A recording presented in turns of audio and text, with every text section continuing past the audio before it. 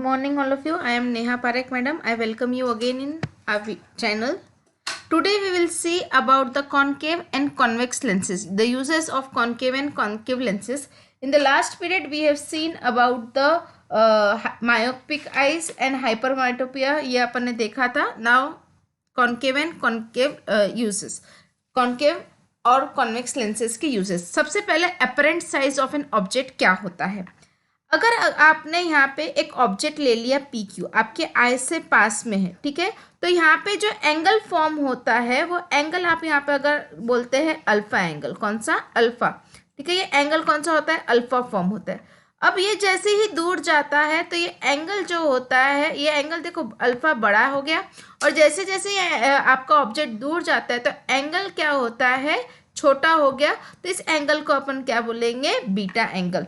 As the angle alpha subtended by the P Q से alpha बना था, और बीटा बना है आपका P1 Q1 से. जैसे जैसे ऑब्जेक्ट दूर गया तो P1 Q1, तो ऑब्जेक्ट अगर पास में है तो बिगर दिखेगा, और जैसे जैसे दूर जाएगा वो कैसे होगा? छोटा. तो डिपेंडिंग ऑन द एंगल, जो अपन कोई ऑब्जेक्ट को देखते हैं उसके ऊपर क्या करता है? डिपेंड करता है. एंगल बड़ा है तो ऑब्जेक्ट आपको बड़ा दिखेगा, एंगल छोटा है तो आपको ऑब्जेक्ट क्या दिखेगा? छोटा दिखेंगे.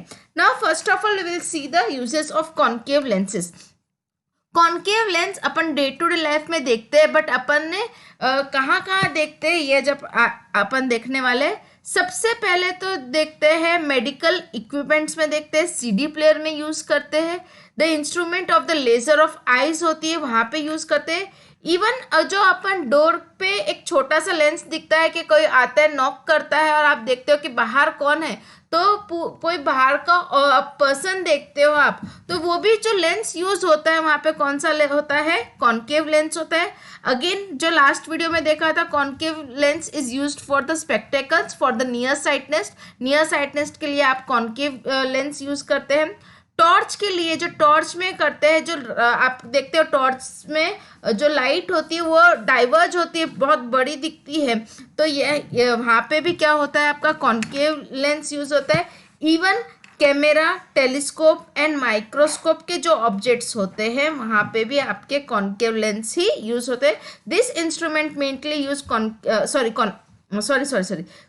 कैमरा, टेलीस्कोप और माइक्रोस्कोप में जो होते हैं वो कॉन्वेक्स लेंसेज में होते हैं, और बाकी जो ऊपर मैंने बताया है वो आपके क्या रहेंगे? कॉन्केव लेंस रहेंगे. Now we will see the uses of convex lens. सबसे पहला जो यूज ऑफ कॉन्वेक्स लेंस है वो आपका है सिंपल माइक्रोस्कोप. जो माइक्रोस्कोप आप लोग स्कूल में यूज करते हैं वो कैसे वर्क करता है? जो आपको एक छोटी सी स्लाइड्स वगैरह रहती है, आपने ओनियन पिल की स्लाइड्स देखी होंगी जो वसु मैडम ठाकुर सर ने आपको दिखाई होंगी लास्ट ईयर.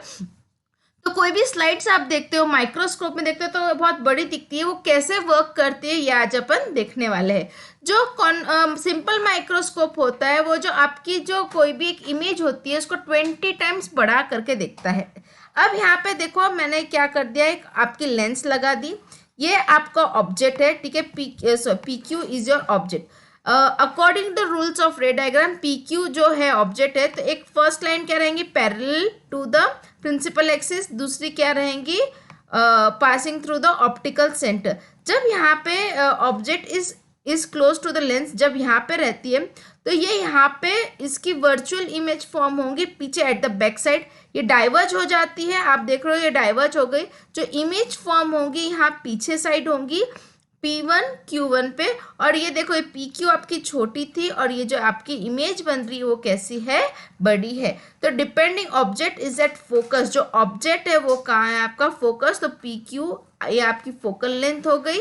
PQ आपका कहाँ है? तो ऑब्जेक्ट आपका कहाँ रखा है? फोकस पे रखा हुआ है.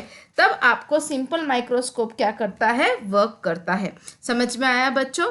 This are used for the watch repair. Watch repair के लिए काम आता है. Testing the precious gems and finding that detects. जो जेम्स होते हैं, जो हीरे वगैरह जब देखते हैं तो वो मैग्नीफाइंग ग्लासेस देखते हैं. आपने देखोगा मैग्नीफाइंग ग्लासेस बहुत बार यूज़ करते हैं बहुत से जन देखने के लिए. तो यहाँ पे जो माइक्रोस्कोप यूज़ होता है वो कौन सा होता है? आपका सिंपल माइक्रोस्कोप. आपको अगर आता है सिंपल माइक्रोस्कोप तो आपको ये डायग्राम ड्रॉ करनी है और इसके ऊपर सिंपल माइक्रोस्कोप का लिखना है. Now we will see about the next use of the lens is the compound microscope. Compound microscope जो यूज होता है वो जो इससे भी छोटी चीज को बहुत बड़ा करके देखना रहता है, तो उसे अपन बोलते हैं compound microscope. Compound microscope blood cells, cells of the plants, इन सबको, बैक्टीरियाज, ये सबको देखने के लिए क्या होता है, compound micro can be magnified sufficiently by the simple microscope. Compound microscope are use to study this objects. तो उसमें सिंपल माइक्रोस्कोप में ये सब ब्लड सेल्स नहीं दिख सकते, सेल्स ऑफ प्लांट्स नहीं दिख सकते हैं, तो इनको देखने के लिए कंपाउंड माइक्रोस्कोप रहता है। कंपाउंड माइक्रोस्कोप में दो लेंसेस होती है, यहाँ पे सिंपल में एक थी, कंपाउंड में दो लेंसेस होती है, एक तो आपके ऑब्जेक्टिव होती है, दूसरी आईपीस होती है।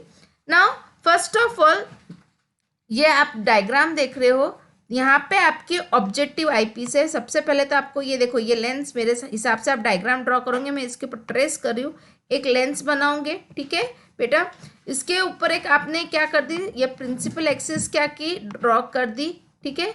अब जब यहाँ पे एक ऑब्जेक्ट रखा, ठीक है, ये ऑब्जेक्ट रखा, ऑब्जेक्ट जो रहेगा parallel to the principal axis, ये यहाँ से जाएगा, ठीक है, यहाँ पे जाके रिफ्रैक्शन होगा, और यहाँ पे एक फोकस, ये एक ऑप्टिकल सेंटर से जा रहा है, तो यहाँ पे आपकी क्या होंगी, इमेज बन रही है, ठीक है, ये आपकी क्या हो गई, इमेज बन गई। कहाँ से, ये ऑब्जेक्टिव लेंस से आपकी इमेज बन गई, ठीक है। अब ये जो इमेज बन रही है, इसी को मैं, ये आईपीस है दूसरा, आपका जो आप देख रहे हो, ये यहाँ से देख रहे हो, ये आपकी आई यहाँ पे है, ठीक है, आप यहाँ से देख रहे हो, और ये जो अरेंजमेंट होंगी, ये एक मेटालिक ट्यूब में होती है, ये आपकी आई है, ठीक है, आप यहाँ से देख रहे हो।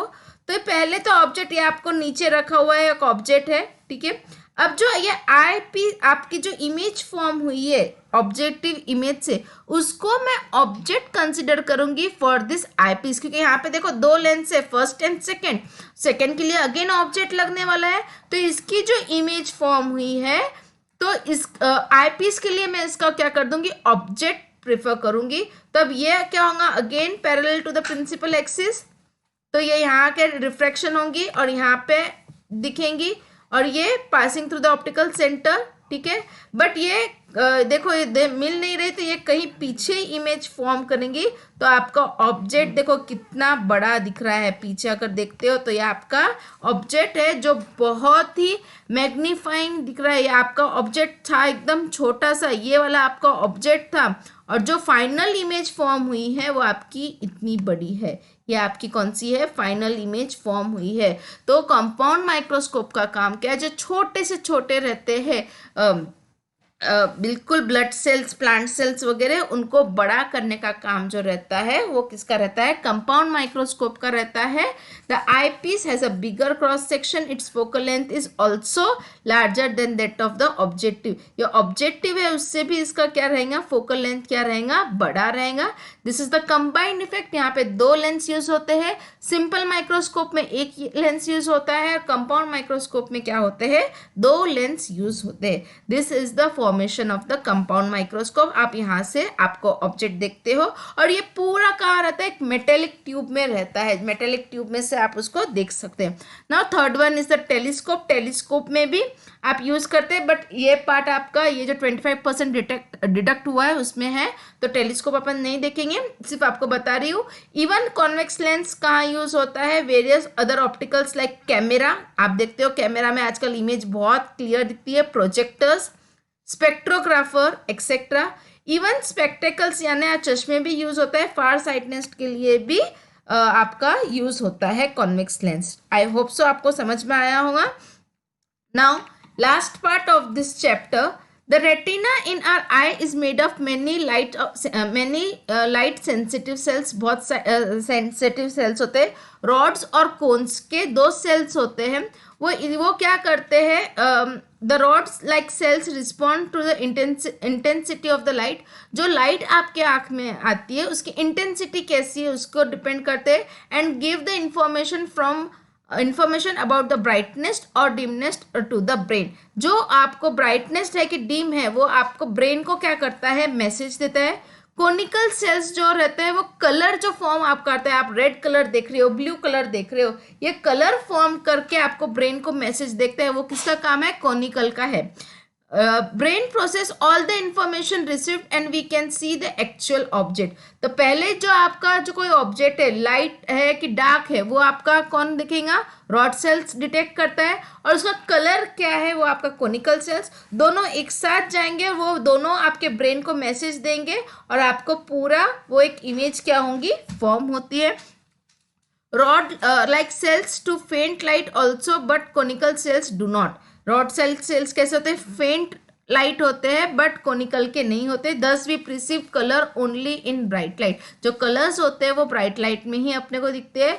जो रिस्पॉन्स डिफरेंट करता है, सबसे पहले जो अपने सेल्स रिस्पॉन्स करते हैं कोनिकल सेल्स, वो कौन से कलर का करते हैं, पहले रेड, ग्रीन और ब्लू।